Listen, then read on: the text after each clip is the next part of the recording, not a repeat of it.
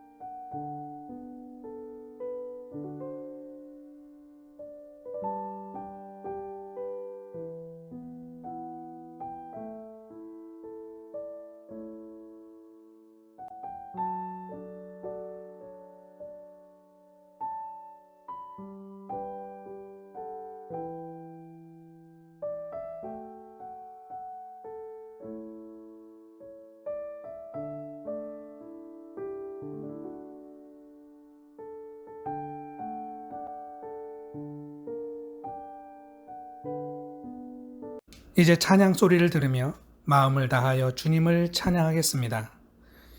찬양은 여호와는 나의 목자시니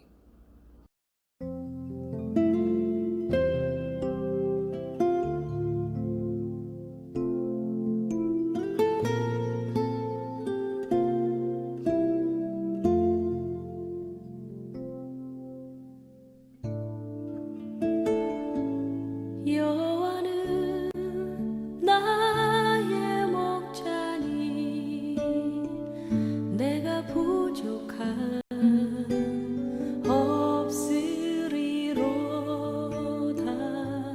그가 나를 푸른 초장에 쉬게 하시고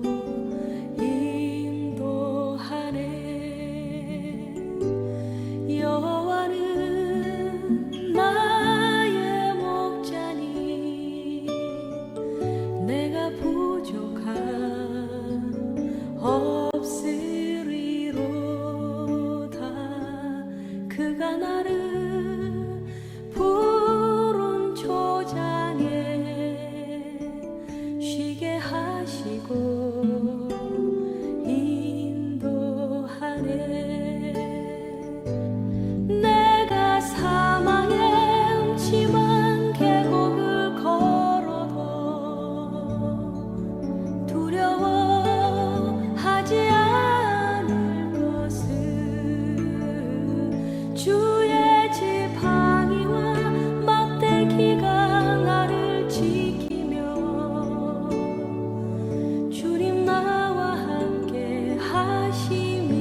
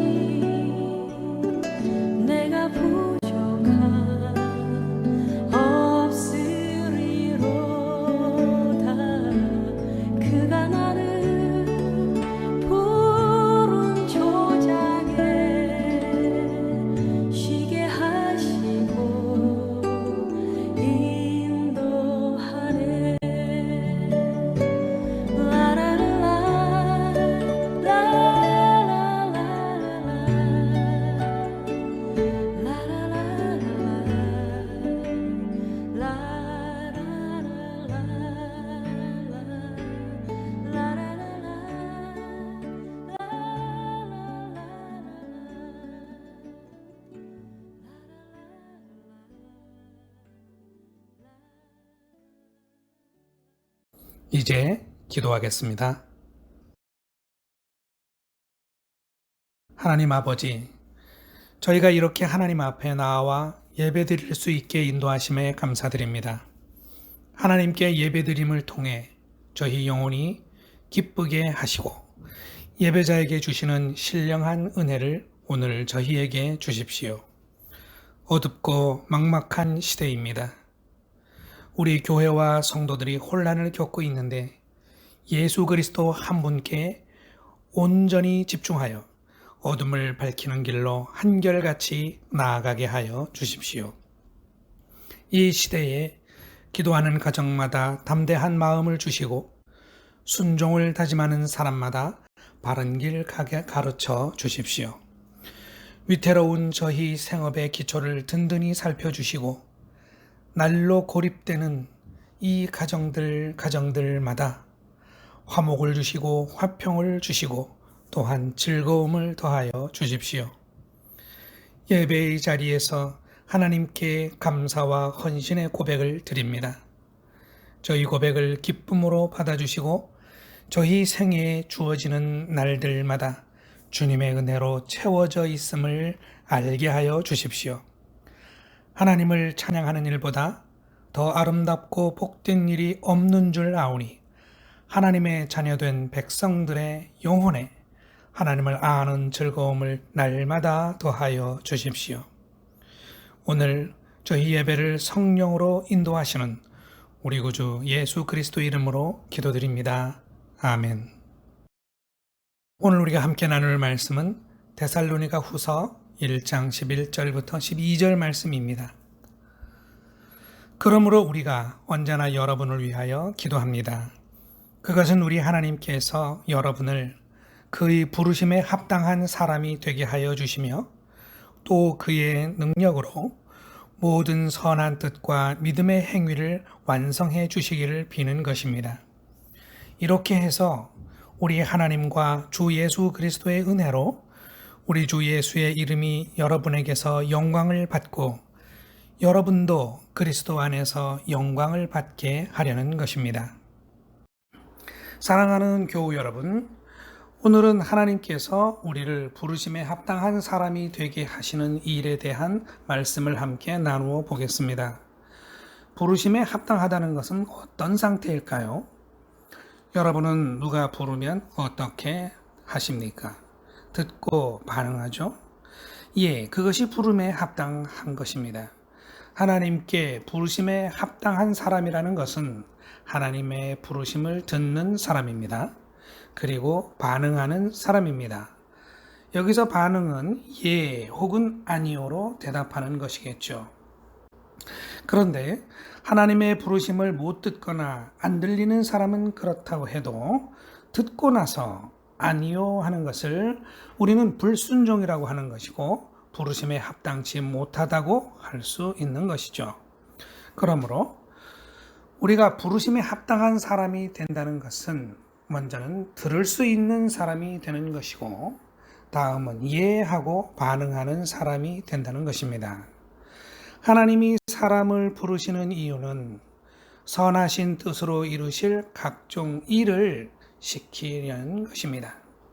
하나님이 필요로 하는 사람은 믿음을 행동으로 완성할 사람입니다. 그런데 이렇게 간단한 말씀이 현실에서는 하나님의 부르심에 대한 생각이 너무 다양하고 그에 대한 응답도 너무나 각양각색이라는 것을 우리는 보게 됩니다. 얼마 전 문재인 대통령이 한국의 개신교회 대표들을 불렀는데 대표가 몇 명이었죠? 큰 교단의 대표들만 불렀는데도 16분이었습니다. 하나님의 부르심을 듣는 귀에 차이가 있고 응답의 방식에도 이렇게 차이가 있는 것이죠. 이 차이는 하나님은 한 분이시지만 사람의 내면에 자리 잡은 하나님에 대한 지식과 이미지가 서로 다르기 때문에 생기는 현상입니다. 이러한 다름은 어쩌면 사람마다 개성 있는 주관이 가능케 하시는 하나님의 섭리일 수도 있기 때문에 자연스럽다라고 할 것입니다. 결과적으로 중요한 것은 하나님의 부르심을 받은 사람에게서 하나님의 일이 이루어지는 것 한 가지인데, 하나님을 어떻게 알고 믿는지에 따라 사람마다 달라질 것이라는 것이죠. 하나님은 어떤 분입니까? 하나님을 말할 때 사랑의 하나님, 은혜의 하나님이라고 흔히 말합니다. 그런데요, 정말 사랑의 하나님이 맞습니까? 은혜의 하나님 맞습니까? 교회를 다니다 보면 당연히 듣는 말이어서 나도 자동적으로 상투적으로 그렇게 말하는 것은 아닌가요? 하나님을 아버지라고 표현한다든가 우리를 구원해 주신 주님이라는 표현도 마찬가지죠. 하나님이 어떤 분인가를 우리는 교회에서 배우고 그렇게 결정하는 경우가 많습니다. 물론 우리는 하나님에 대해서 배우고 나누면서 그분에 대한 풍부한 지식에 이르는 것이 반드시 필요합니다. 그러나 하나님에 대한 나의 말들이 정직하게 나의 표현이 아니라 언젠가 누군가로부터 비롯된 어떤 표현을 계속 반복하는 수준에 그친다면 한 번쯤 생각해 보아야 할 일이 아닐 수 없죠. 나는 내 가족이나 내 지인들의 모습을 떠올릴 때 다른 사람의 설명을 따라서 그대로 반복하는 것이 아니죠. 분명히 내가 아는 모습이 다 있지 않습니까? 하나님에 대해서도 내가 아는 모습이 있고 또 그것을 설명할 수 있어야 한다는 건 너무나 당연한 일이죠. 그렇다면 나의 하나님은 어떤 분입니까? 이 질문에 대답하기 위해서는 사람의 내면 속에 켜켜이 쌓여 있는 하나님에 대한 기억들을 꺼내 보아야 할 것입니다. 예전에 제가 잠시 대화를 나눴던 60대 남성분이 생각이 나는데요. 이분은 어려서부터 고생을 많이 하셨고 학교도 잘 다니지 못하셨다고 합니다. 그런데 이분에게 신앙을 가르쳐 드리면서 주기도문을 암송하시라고 권면을 했었습니다. 얼마 후에 이분이 고충을 꺼내놓으시는데요. 기도를 한다든지 주기도문을 암송한다든지 할 때 항상 하나님 아버지라고 시작을 하는데 본인에게 아버지는 기억하고 싶지 않은 불행하고 어두운 과거라는 것입니다. 그러다 보니 하나님을 아버지라고 할 때 마음이 좋지 않다는 것이죠. 모든 사람들이 하나님을 아버지라고 부를 때 자기 내면이 불편할 수밖에 없었다는 이 사실, 하나님 아버지라는 표현은 어두운 기억을 떠올리는 불행한 표현이었던 것입니다. 하나님 아버지는 좋으신 분입니다. 좋은 아버지이십니다. 라고 설명을 할 때에 제 안에는 어떤 공허한 메아리 같은 느낌을 떨칠 수가 없었습니다. 이처럼 누군가에게서 배우는 하나님과 자기가 받아들이는 하나님은 얼마든지 다를 수가 있고 그 하나님의 모습은 그 사람이 가진 기억의 페이지들에 적혀 있다고 할 수 있습니다. 사람들은 오래전부터 하나님이라는 막연한 이름에 구체적인 표현을 덧붙였습니다. 의로우신 하나님, 영원하신 하나님, 긍휼하신 하나님, 치료의 하나님, 전능하신 하나님, 광대하신 하나님, 그리고 하나님 아버지로도 불렀습니다. 사람은 무한 광대하신 하나님을 알 길이 없죠. 오직 자기가 접촉하는 측면에서 인식된 하나님의 단편을 그렇게 부르는 것입니다. 우리도 우리의 평범한 일상에서 경험하는 하나님을 구체적으로 표현할 수 있습니다. 아침에 일어나서 하나님을 부를 때 저녁에 나를 재우고 아침에 일어나게 하신 하나님이라고 표현할 수 있습니다.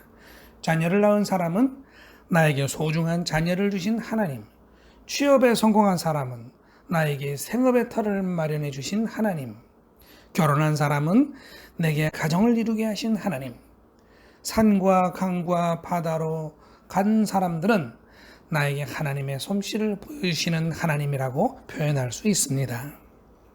이러한 표현들은 모두 하나님을 찬양하는 표현들이죠.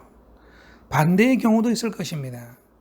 만성질환으로 고생을 한다 하는 사람은 내 병을 아직도 안 고쳐주시는 하나님. 이별에 아픈 사람은 내게 이별의 고통을 겪게 하시는 하나님. 실업한 사람은 내 생업터 문을 닫으시는 하나님. 불면증에 고통받는 사람은 내게 잠을 허락지 않으시는 하나님. 세상의 어떤 불의를 보며 분노하는 사람은 저 악행을 가능케 하시는 하나님으로 표현할 수 있습니다.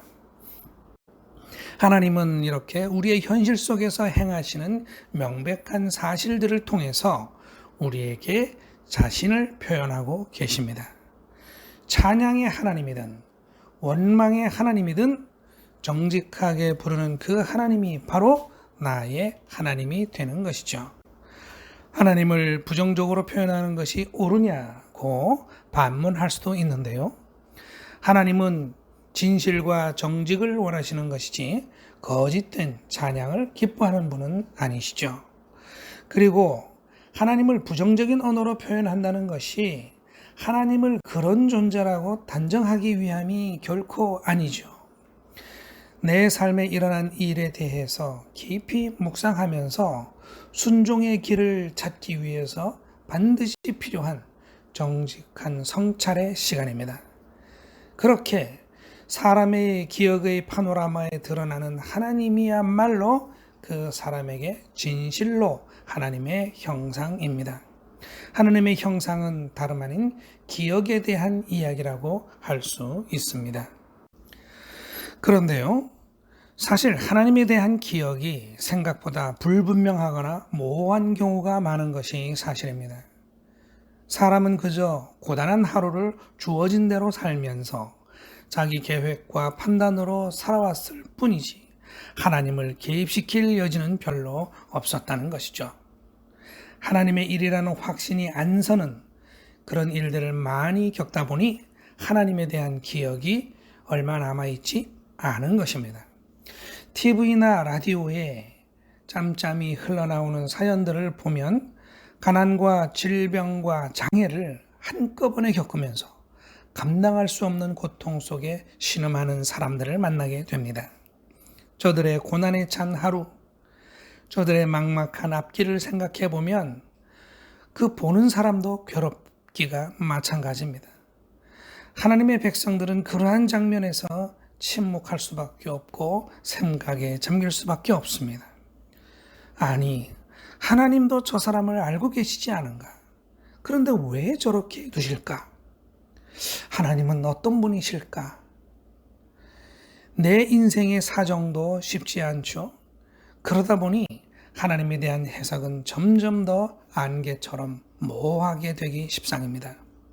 그런 내면에 하나님에 대한 기억이라는 것이 이렇다 할 것이 없게 되는 것이죠.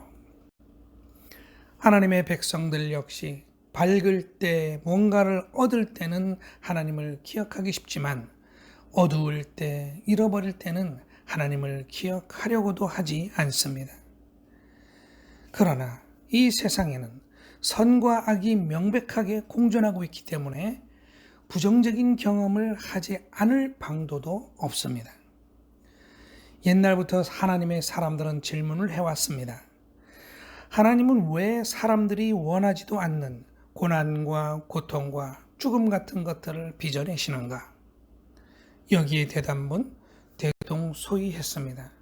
우리가 말할 수 있는 것은 사람이 볼 때는 하나님의 행사가 마음에 들지 않을 때가 많고 이해할 수 없는 일이 많지만 하나님께는 다 계획이 있다는 것이고 하나님의 일은 지금도 변함없이 진행되고 있다는 것이죠. 하나님의 일을 생각할 때 사람이 원하는 방향으로만 진행될 수 없는 것이 당연하겠죠. 사람마다 원하는 방향이 다르지 않습니까? 어떤 스포츠도 참가자 모두에게 승리를 안겨줄 수는 없는 일이죠. 그리고 사람이 원하는 방향으로만 일이 이루어지면 반드시 탈이 나기 마련입니다. 모든 사람이 부자이고 모든 사람이 다 사장님이면 세상이 돌아가겠습니까? 사람이 죽음이 없이 탄생만 한다면 이미 지구는 오래전에 멸망했을 것입니다. 모든 사람이 행복하면 어떻게 됩니까? 그때부터 더 이상 행복이라는 말은 사용되지 않을 것입니다. 우리는 우리 삶의 하루 중에 일어나는 일이 긍정적일 경우뿐만 아니라 부정적인 일에 대해서도 하나님을 발견할 수 있습니다. 그리고 그것은 우리 내면에 하나님의 형상을 한 조각 새겨냅니다. 어떻게 그것이 가능할까요? 알고 보면 인간의 세상에서 아름다운 것들은 하나같이 고난 속에서 피어난 꽃들입니다. 편안하고 좋은 시절을 살아간 사람들이 아름다운 작품을 남기기란 어렵고 설령 남기더라도 별 반향을 얻기가 어렵습니다. 예전에 어떤 평론가는 이런 말을 했습니다. 조선시대 최고의 왕은 세종대왕인데 그에 대한 영화나 소설을 만들기가 어렵다. 그러나 이순신에 대한 것은 많다. 그 이유는 세종은 아버지 태종이 닦아나온 길에서 순탄한 삶을 살았기 때문에 이야기거리가 별로 없다는 것입니다. 하지만 이순신은 어떻습니까? 그야말로 드라마 같은 삶을 살았습니다. 자, 동의가 되죠? 그러므로 우리 한 인간의 삶이 어렵고 고달프고 다른 사람이 정말 외면할 만큼 처절한 삶을 산다고 해서 그것이 노래하지 못할 이유는 되지 못하는 것이고 시를 쓰지 못할 이유도 될 수 없는 것입니다. 가난 속에서 죽어간 모차르트, 청각을 잃은 베토벤, 인류의 문화유산들은 대부분 인간의 고통 속에서 피어난 꽃들입니다. 지금도 이 땅에 수많은 문학인들, 연극인들이 지독한 가난과 삶의 고통 속에서 차원 높은 작품들을 창작해내고 있습니다. 삶이 고통스럽다고 해서 그것이 하나님을 찬양할 수 없다, 하나님을 떠나야 한다 하는 말로 당연하게 귀결되는 것이 결코 아닌 것이죠. 어떤 상황을 어떻게 해석하고 어떻게 기억에 남기는가 하는 것은 전적으로 사람의 자율적인 능력이고 자유로운 선택 사항입니다. 교우 여러분, 우리가 삶의 현실과 하나님에 대한 기억에 대해 지금 묵상하고 있습니다. 이를 돕기 위해 한 가지 더 짚어보고 싶습니다. 우리가 기억의 한 페이지에 남길 하나님의 형상은 어디서 발견될까요? 우리 사람에게 행복과 불행은 언제 결정이 되는 걸까요? 내가 가진 돈을 세어볼 때 행복과 불행이 결정됩니까? 건강검진 결과를 보고 결정이 됩니까? 우리는 돈과 건강 또는 명성 이런 이야기가 아니면 하나님에 대하여 인생의 가치에 대하여 할 이야기가 없는 걸까요? 예전에 들었던 한 예화가 생각이 납니다. 피자를 배달하는 아르바이트 청년이 있었습니다. 피자를 배달하러 갔더니 할머니 혼자서 여러 명의 손주들을 돌보고 있는 정말 단칸방의 가난한 가정이었던 것이죠. 거기에 아이들이 상을 펴놓고 피자 오기만을 기다리고 있다가 피자가 오자 아이들이 환호성을 지르고 좋아합니다. 그런데 할머니가 건네주시는 피자 값이 터무니없이 부족했습니다. 평소에 돈이 없어 손주들에게 피자 한 판 사주지 못하던 할머니가 집에 붙은 전단지를 할인권으로 착각을 하고 반가운 마음으로 피자를 주문한 것이었습니다. 청년은 당황했죠. 하지만 그가 곧 말했습니다. 내 할머니 이거면 됐어요. 맛있게 드세요. 하고 뒤돌아 나왔답니다. 등 뒤에서는 아이들이 시끄럽게 웃으며 피자 먹는 소리가 들려왔습니다. 지금 이 가난한 청년의 심장에 가득한 것은 행복이 아닐까요? 지금 모두가 즐거워하는 이 한순간은 하나님의 미소가 아니면 무엇이겠습니까? 교우 여러분, 치열했던 오늘 하루도 내일이 되면 망각의 어둠으로 사라져가는 과거가 되어버립니다. 내일이 되면 오늘은 어떤 날로 기억될까요? 내일은 오늘에 대한 기억으로 하나님의 형상을 그려내게 될 것입니다. 세상 살아가는 염려와 온갖 것들에 대한 욕심으로 오늘 하루를 불만족과 한숨으로 보내버린다면 이 날은 하나님과 단절된 날, 은혜 없는 날, 하나님에 대해 기억할 아무것도 없는 날로 지나가 버릴 것입니다. 하현이라는 젊은 작가가 자기 보통의 일상을 글로 쓰면서 이런 글귀를 남겼습니다. 나의 오늘은 매일이 처음이었다. 우리는 모두 오늘을 처음 산다. 무수한 세계가 생겨나고 자라는 그 속에서 아주 많은 것이 가능한 오늘을. 사랑하는 교우 여러분, 오늘이라는 날에 무수한 세계가 열리고 아주 많은 것이 가능한 상태라면 이 날에 어떤 것을 기억할 것인가 하는 것 또한 무수한 선택지로 놓여 있는 것입니다. 오늘이라는 기억의 한 페이지를 하나님의 선물로 채워감으로 세상이 아무리 어둡다 할지라도 우리들 마음속에는 별들이 항상 반짝거리기를 진심으로 기도드립니다. 아멘. 종소리가 들리면 다음 안내가 있을 때까지 오늘 나누어진 말씀들을 새기며 잠시 묵상하겠습니다. 1분입니다.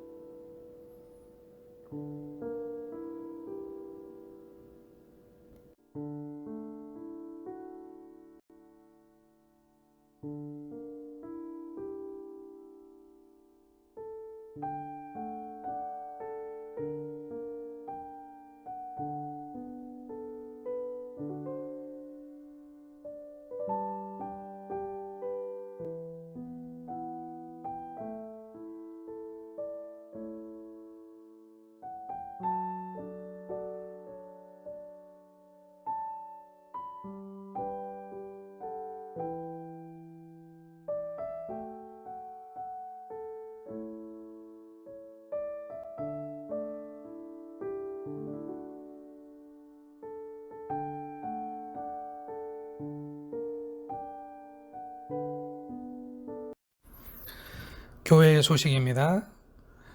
코로나에 대한 걱정이 날로 높습니다.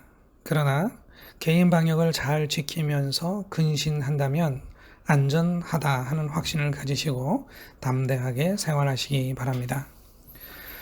가정에서 드리는 예배에 온 가족이 함께할 수 있도록 기도하며 권면했으면 좋겠습니다. 우리 교우 중에 필요하신 분은 공동체은행의 문을 두드려 주십시오. 예배에 구별된 헌금은 마음이 닿는 곳에 나누거나 교회의 운영계좌로 입금하실 수 있습니다. 주기도문으로 개인 및 가정예배를 마치겠습니다. 하늘에 계신 우리 아버지, 아버지 이름을 거룩하게 하시며 아버지의 나라가 오게 하시며 아버지의 뜻이 하늘에서와 같이 땅에서도 이루어지게 하소서. 오늘 우리에게 일용할 양식을 주시고 우리가 우리에게 잘못한 사람을 용서하여 준 것 같이 우리 죄를 용서하여 주시고 우리를 시험에 빠지지 않게 하시고 악에서 구하소서. 나라와 권능과 영광이 영원히 아버지의 것입니다. 아멘.